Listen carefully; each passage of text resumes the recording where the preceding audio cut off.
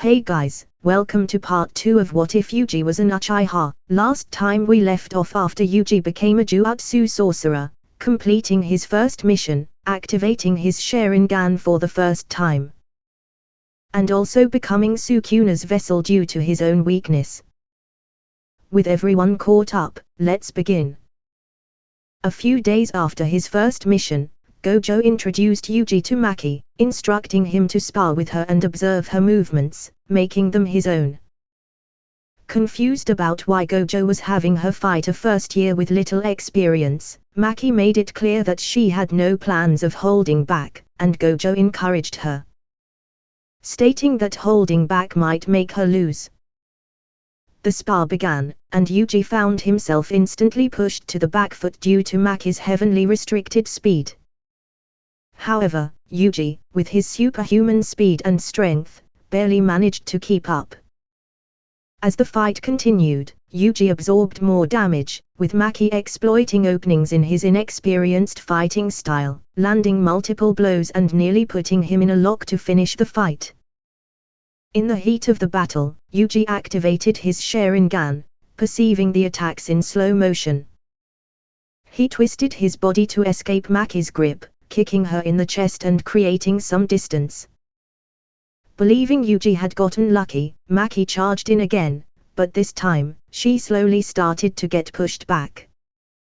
Smiling, she acknowledged Yuji's improvement for a beginner but declared that the fight was over, as she would no longer hold back, equalizing the fight once again. As the fight continued, Maki realized that Yuji seemed to be assimilating her fighting techniques into his own style, which was precisely what he was doing.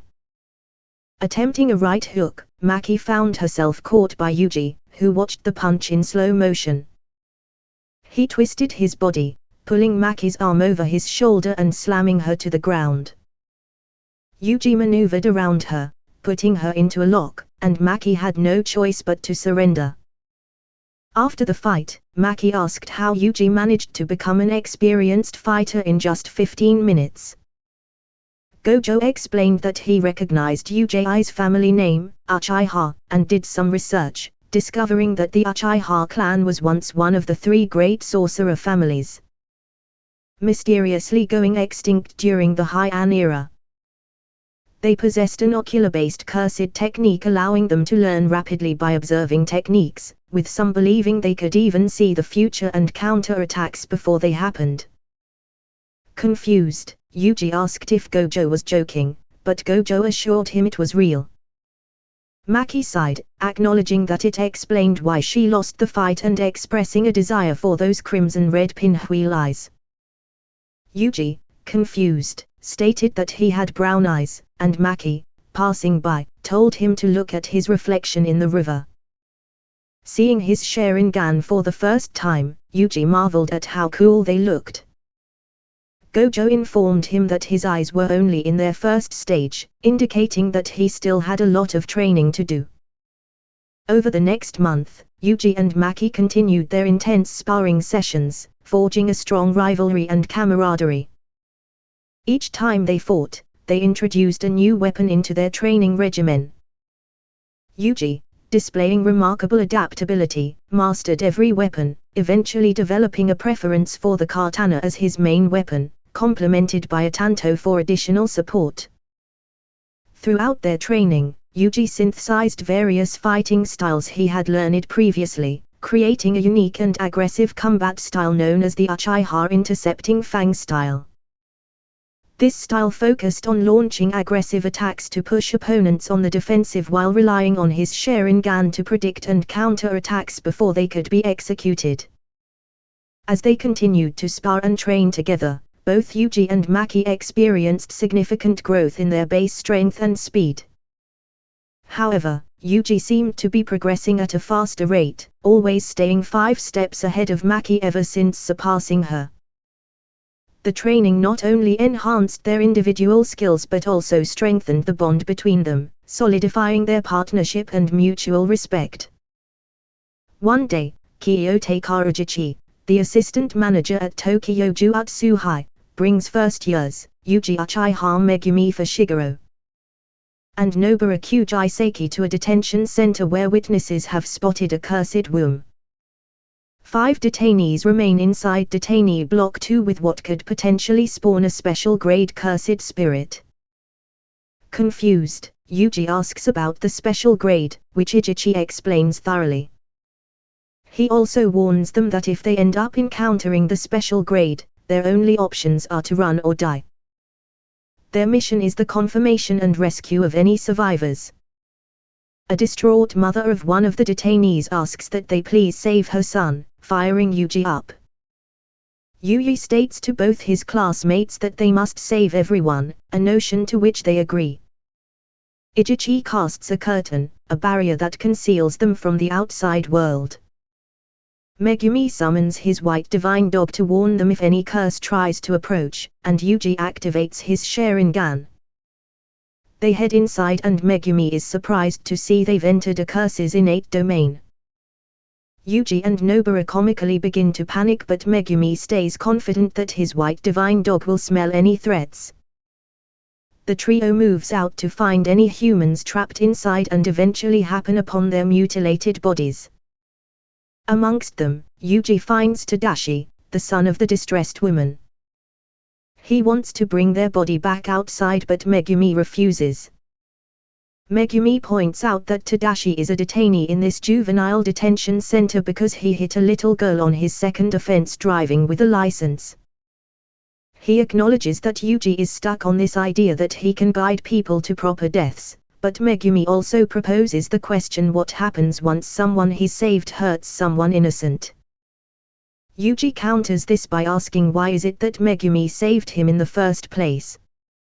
Annoyed, Nobara begins yelling at them both, but she's suddenly dragged through the floor by a curse. Confused as to why his white divine dog didn't sense the threat, Megumi realizes that the white divine dog has been killed without him noticing. Megumi says that they need to run, but they're both suddenly confronted by the special grade cursed spirit. Both boys are paralyzed by fear, but Yuji tries to act first by attacking it with his tanto, however the blade shatters upon making contact.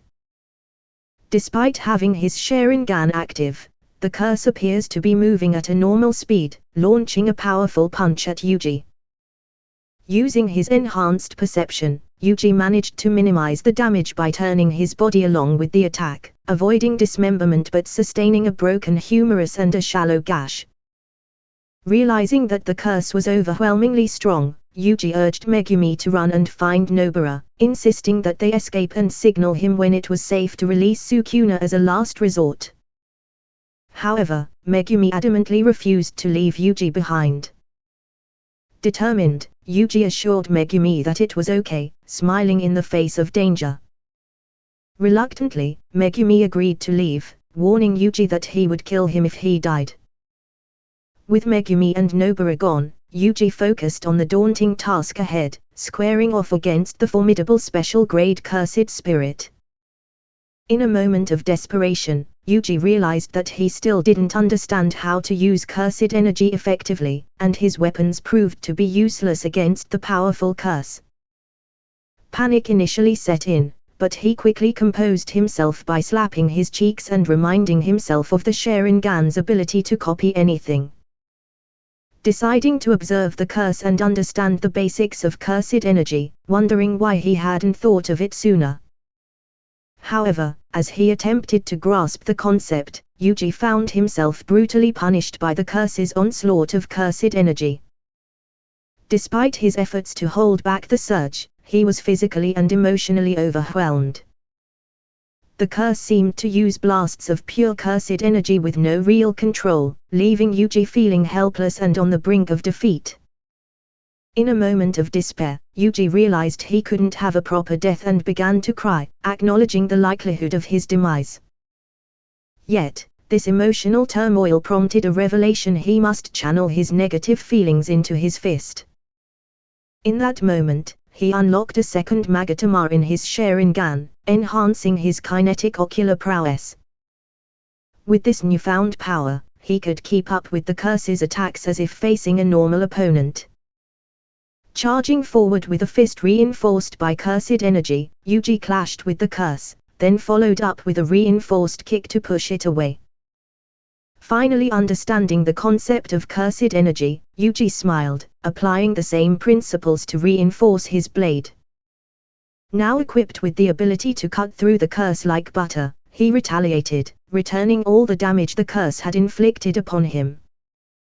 The tide of the battle had shifted in Yuji's favor. With expert swordsmanship, Yuji showcased his newfound mastery over cursed energy, slicing up the primitive curse over and over again until only its body and head remained. The curse, seemingly outmatched, struggled to regenerate, yet it continued to attack with relentless determination. As Yuji pressed on, demonstrating his agility and precision, he noticed Megumi's signal indicating that it was time to end the fight. With a quick glance, he acknowledged the signal and turned his attention back to the curse. The primitive creature, despite being overwhelmed, regenerated and lunged at Yuji once again. Yuji, now in full control of the battle, heard the curse's thoughts as if they were his own. Channeling his Sharingan's genjutsu abilities, he instinctively made eye contact with the curse, manipulating the flow of cursed energy within it. The curse fell into a genjutsu, believing it had punched a hole through Yuji's chest. Seizing the opportunity, Yuji calmly told the curse to wake up to reality. With swift precision, he sliced through the curse horizontally, dividing it into 6 clean sections. The curse, now in a state of complete defeat, began to disintegrate as it was exorcised by Yuji. As Yuji deactivated his Sharingan, the aftermath of the intense battle took its toll on him. He fell to his knees, the adrenaline wearing off, and used his cracked katana for support. In his weakened state, he noticed Sukuna's finger on the ground. Attempting to pick it up, he found himself in a peculiar situation as Sukuna manifested a mouth on his hand and consumed the finger. In a burst of energy, Yuji filled his mouth with rocks, realizing the unique connection he shared with Sukuna. Yuji, not wanting to digest rocks, forced Sukuna to spit them out. Despite his efforts, Yuji collapsed to the ground due to blood loss from injuries received during the fight, apologizing for his current condition before falling unconscious.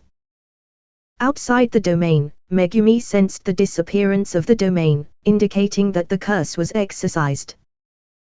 Concerned about Yuji, he rushed to the center and found him bleeding out.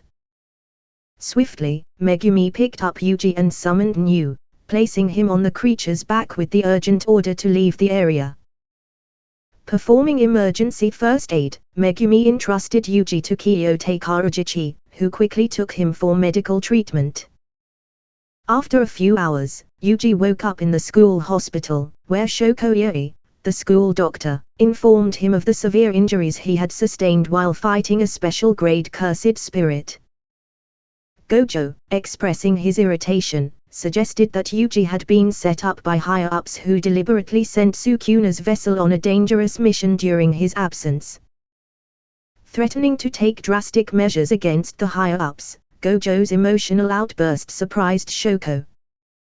Before Gojo could say more, Yuji woke up, questioning his whereabouts. He learned that he was in the school hospital, having received treatment for severe injuries. Gojo congratulated him on defeating the curse and suggested that Yuji might surpass him one day. Gojo then presented Yuji with a gift, a box full of ancient scrolls, his inheritance as the last Uchiha. Opening one, Yuji initially found it blank and suspected it was a prank. However, Gojo revealed that only someone with Uchiha blood could activate them, pointing to Yuji's Sharingan. After activation, Yuji discovered that the scrolls were filled with knowledge and information, expressing gratitude to Gojo for helping him get stronger. Okay guys, this is the end of the second part of What If Yuji Was an Uchiha. If you enjoyed this video and want to see another part, please consider liking this video and subscribing to my channel. With that out the way, this is Demonic Saiyan saying bye.